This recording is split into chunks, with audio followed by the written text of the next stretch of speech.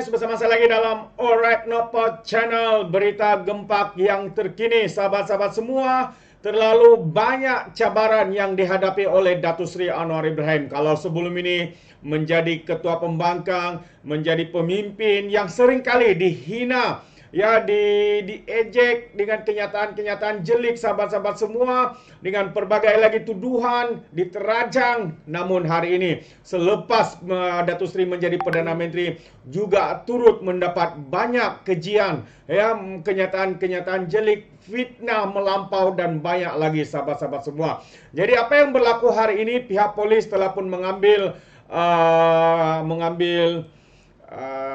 siasatan, ya, terhadap beberapa individu, ya, yang dikatakan telah membuat hantaran jelik, ya, kepada Datuk Seri Anwar Ibrahim, Perdana Menteri kita yang ke-10. Ini dia Arumugam Dorasami yang turut disiasat oleh pihak polis, sahabat semua. Jadi saya ingin memberikan sedikit pencerahan, ya, berkaitan dengan isu ini. Ya, polis sudah pun mengesahkan sedang menjalankan siasatan terhadap pemilik akaun Facebook Arun Dorasimi berhubung kenyataan jelik terhadap Perdana Menteri Datuk Seri Anwar Ibrahim.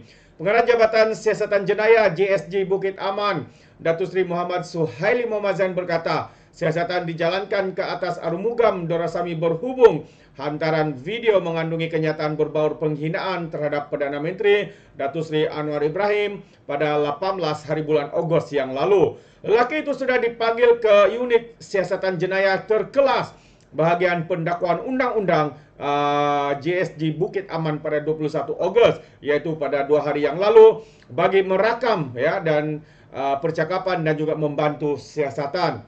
Dan siasatan dijalankan juga mengikut, ya, Seksyen 14 Akta Kesalahan Kecil 1955, Seksyen 504 Kanun Keseksaan dan juga Seksyen 233 Akta Komunikasi dan Multimedia 1998, katanya dalam satu kenyataan malam tadi.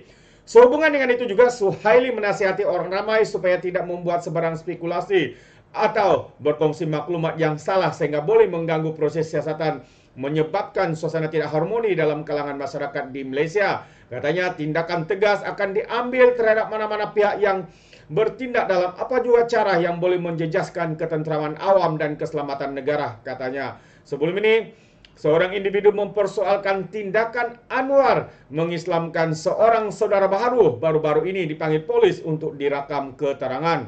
Lelaki itu dipercaya mengeluarkan kritikan terhadap Anwar selepas tular rakaman Anwar mengislamkan saudara baru di Masjid Al-Rahimah, Klang, Selangor pada 18 Ogos lalu. Dalam video berdurasi 1 minit 26 saat itu, Anwar dilihat mahu meninggalkan masjid berkenaan selepas salat Jumat di situ, tetapi dijemput untuk menyempurnakan majlis itu, menyebabkan beliau duduk kembali. Anwar menunaikan salat Jumat di masjid berkenaan selepas menziarahi waris mangsa nahas pesawat di El Mino di Hospital Tengku Ampu Rahimah, Klang. Itu yang menyebabkan, ya, beberapa individu tidak berpuas hati, ya, dengan perkara yang dilakukan oleh Datuk Seri Anwar Ibrahim. Sedangkan hakikatnya, ya, itu adalah permintaan, dan saya percaya sebagai Perdana Menteri takkanlah dia menolak, ya, permintaan itu, dan juga, ya, individu yang diislamkan juga itu memberikan sukarela, dengan sukarela beliau, ya, mahu untuk Perdana Menteri untuk, ya, mengislamkan beliau begitu. Dan satu lagi perkara yang menarik adalah apabila seorang aktivis enggan menyerahkan telefon pada polis lalu beredar daripada Bukit Aman. Apa kes? Saya percaya ini juga satu kes yang turut terkait dengan Perdana Menteri kita Datuk Seri Anwar Ibrahim, sahabat-sahabat semua. Jadi tanpa membuang masa, saya mau membacakan kenyataan berita ini yang mengatakan seorang aktivis hak asasi manusia beredar dari Bukit Aman petang ini selepas enggan menyerahkan telefon bimbitnya kepada polis untuk siasatan. Presiden Yayasan Hak Asasi Manusia Global, Sasi Kumar, pada mulanya hadir ke Ibu Pejabat Polis pada pukul 11 pagi hari ini untuk memberikan kenyataan berhubung video di TikTok. Klip video itu menampilkan dirinya mempersoalkan tindakan Perdana Menteri Anwar Ibrahim yang mengislamkan seorang pemuda di sebuah masjid di Klang, Selangor baru-baru ini. Bagaimanapun, Sebaik tiba di pintu Bukit Aman, Shashi berkata dia terkejut apabila seorang inspektur unit siasatan terkelas mau merampas telefonnya. Katanya, saya bertanya mengapa dia mau mengambil telefon saya dan pemeriksaan berkata ia adalah prosedur mereka. Apabila saya bertanya berapa lama telefon itu diperlukan, bagi itu memberitahu bahwa ia mungkin mengambil masa kira-kira sebulan. Jadi saya menolak sebab saya ada dokumen pribadi, gambar keluarga dan juga sebagai telefon dan sebagainya dalam telefon bimbit itu. Saya pun guna untuk kerja katanya. Jika polis mahukan video yang saya mau naik ke TikTok, saya boleh berikan sahaja video itu katanya kepada Malaysia Kini. Menurut Shashi Kumar, dia menerima panggilan daripada pegawai penyiasat semalam di mana polis memintanya hadir di Bukit Aman untuk memberi kenyataan berhubung video berkenaan. Bagaimanapun, aktivis itu mendakwa polis tidak menyebut apa-apa ya berkaitan atau tentang untuk menyerahkan telefon untuk siasatan, untuk tujuan siasatan ya, sambil menyifatkan permintaan untuk telefonnya itu sebagai pencerobohan privasi. Shashi Kumar berkata dia kemudian beredar dan meninggalkan Bukit Aman. Jadi dia bercadang untuk memindahkan data peranti itu terlebih dahulu sebelum bertemu penyiasat sekali lagi untuk memberi kenyataan. Selepas saya pindahkan data saya, barulah saya akan berikan kepada mereka katanya. Pandai pula ya untuk tidak memberikan telefon. Kalau kita lihat ya seperti Rafizi Ramli, Datuk Mat Sabu ya, apabila disiasat telefon mereka diambil dan mereka berikan, tapi kita boleh nampak bezanya ya, individu yang hanya tahu pandai bercakap tapi tidak berani untuk bertanggungjawab. Anda tidak boleh menceroboh privasi saya, kata itu antara kata-katanya. Jadi aktivis itu memberitahu Malaysia Kini bahawa pegawai penyiasat telah bertanya sama ada dia boleh hadir ke pejabat malam polis malam ini. Bagaimanapun Shashi Kumar berkata dia mungkin hanya boleh berbuat demikian pada malam esok. Dan juga menurutnya lagi, kes itu disiasat ya mengikut Seksyen 504 Kanun Keseksaan Undang-Undang menetapkan kesalahan yang berkaitan dengan penghinaan yang disengajakan dengan niat untuk mencetuskan pelanggaran keamanan.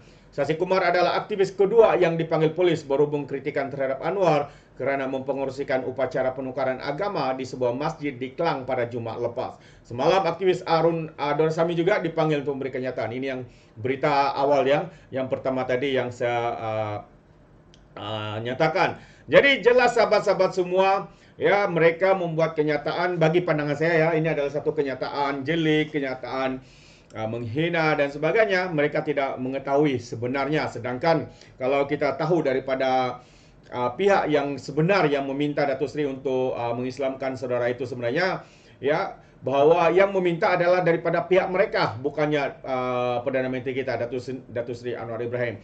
Jadi sebagai individu yang bertanggungjawab, takkanlah beliau menolak secara bulat-bulat. Jadi ia juga harus dilakukan dengan terbuka, dilakukan dengan baik ya, begitu.